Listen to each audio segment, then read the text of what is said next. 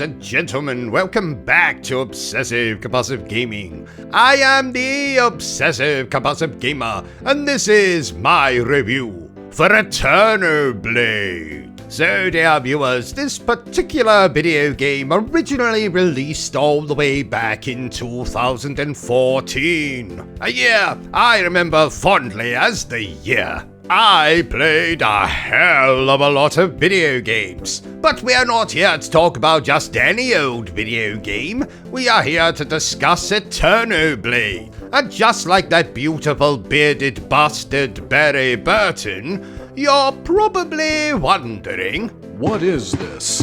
AETERNOBLADE is a side-scrolling platformer action Metroidvania kind of video game thingamajig, in which we play as Freya, who travels with an unknown weapon known as an AETERNOBLADE, something no woman should be without in their handbag, especially in these most dangerous times of deviants, degenerates, and people that still claim that the first Terminator movie is better than the second one. Why is Freya traveling with this particularly nifty weapon? Why, to get revenge, of course. Some evil bastard has just gone and destroyed her village, hasn't he? So we'll have to travel through many different world dimensions, platforming, hacking, slashing, solving puzzles, turning back time,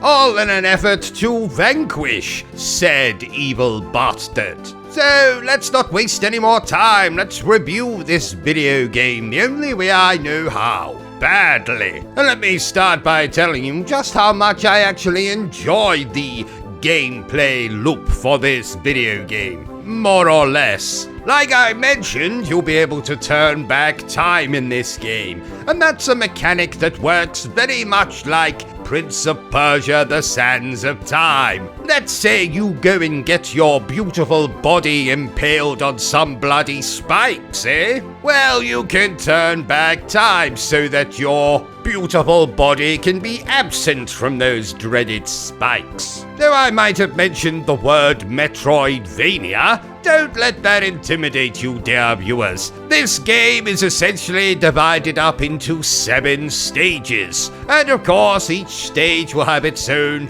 map, hidden areas that you might not be able to access on your first go around, plenty of enemies in which to use your AETERNOBLADE against, malevolent mini-bosses, and even more malevolent big bosses. No, not that one. As you progress through the stages, you'll pick up more and more power-ups, time travel abilities that you'll have to use, not only against the bosses, but also to solve most of the game's environmental puzzles. You know, pull a lever to make this platform move, turn back time a little bit so you can jump on that platform, then jump on another bloody platform. Pull a lever that opens a opening in the floor that you have to quickly make your way through. So you might slow down time so that the floor doesn't close up again before you jump headfirst into it.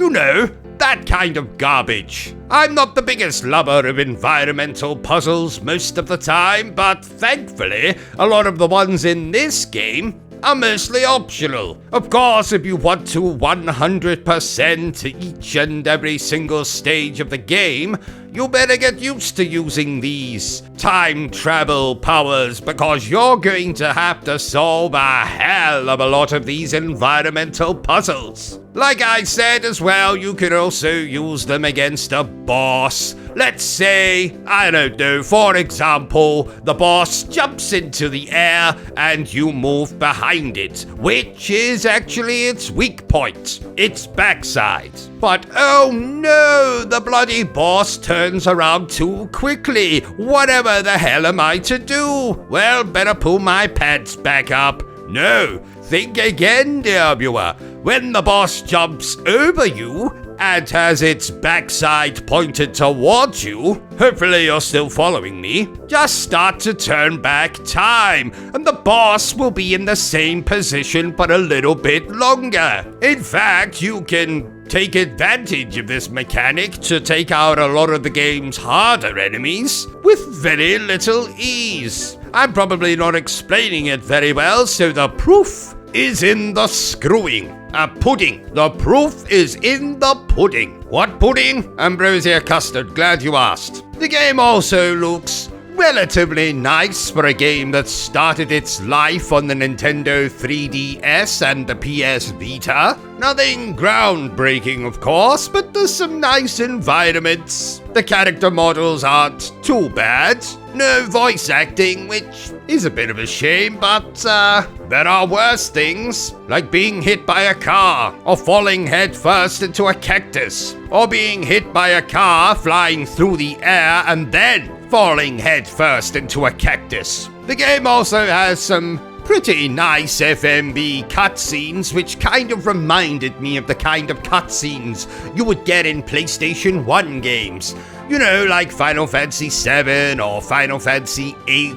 Those kind of FMVs. The ones with the graphics that are completely different to what the actual gameplay looks like. So all in all, this is a pretty fun little platformer / Metroidvania with some nice visuals, some little time travel mechanics, some decent boss design, but, and this is a big but, was there anything about the game that I didn't enjoy so much? Well, glad you, yes there is. So, picture the scene, dear viewers. I'm at the end of Stage 7, which, for all intents and purposes in my head anyway, is the final level of the game. I'm at the final boss, I'm about to have my revenge, and yes, I kill the evil bastard.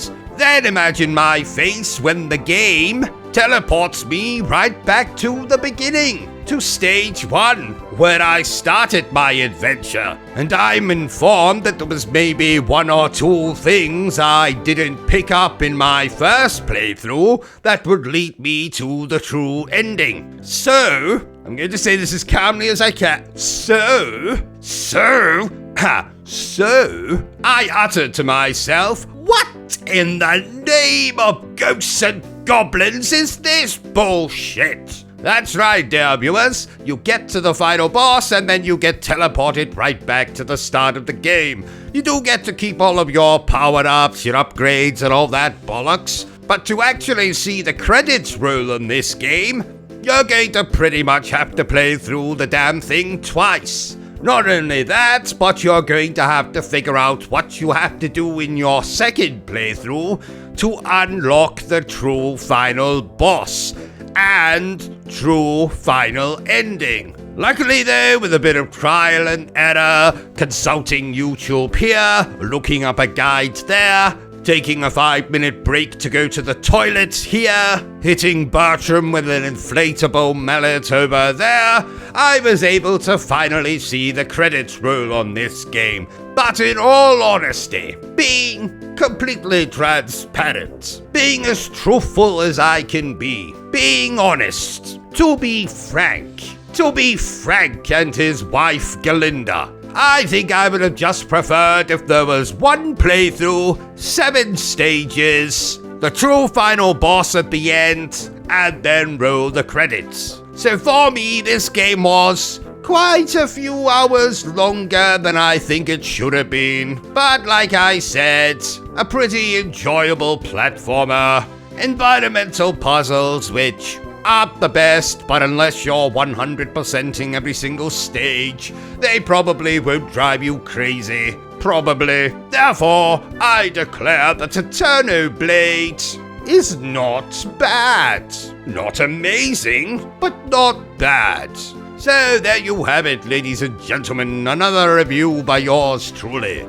If you enjoyed this little review of mine, don't forget to give me a thumbs up. If you haven't enjoyed it, well then feel free to give me a thumbs down. But please remember the single most important thing I always tell you, dear viewer, and that is to always stay obsessed with gaming. Who's Galinda? Oh, fuck knows, Bertrum. Fuck knows. Are you still here? Oh, you must have really enjoyed this video then. In that case, you had better subscribe to the channel and check out our other content. Otherwise, you're a booby pants, and no one wants to be a booby pants.